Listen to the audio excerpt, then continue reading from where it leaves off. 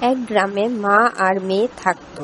মেয়েটির বাবা 1 বছর আগে মারা গেছে। মেয়েটি ছিল খুব দুষ্ট। একদিন মেয়েটির মা মেয়েকে ডেকে বলল, সারাদিন কোথায় থাকিস? লেখাপড়া কোনো কাজই তো করিস না। আমি কিচ্ছুই করব না। এই বলেই মেয়ে দৌড়ে চলে গেল। আমি একদিন চলে যাব, তখন বুঝবি মায়ের কথা, মনে করবি।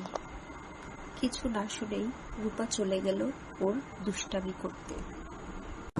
এই রূপা, তোর মা কিছু বলে না? তুই যে এই যে সারা দিন রাত বাইরে বাইরে থাকিস। হ্যাঁ বলে তো, কিন্তু আমি একটু শুনি না। এখন তো আমার খেলার বয়স, এখন তো আমি খেলবই।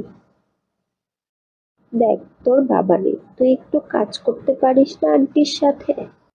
দেখ মিনা, খেলতে এসেছি, খেললে খেল, না খেললে চলে গেলাম, এত জ্ঞান দিস না তো। এই কথা বলেই রূপা রাগ করে চলে গেল। রূপা বাড়ি ফিরেই দেখে ওর মা মাটিতে শুয়ে আছে। মা, মা তোমার কি হয়েছে? তুমি কেন শুয়ে আছো? তোমার কি হয়েছে? তুমিও কি বাবার মতন চলে গেলে আমাকে একা ফেলে? আমি কি করব?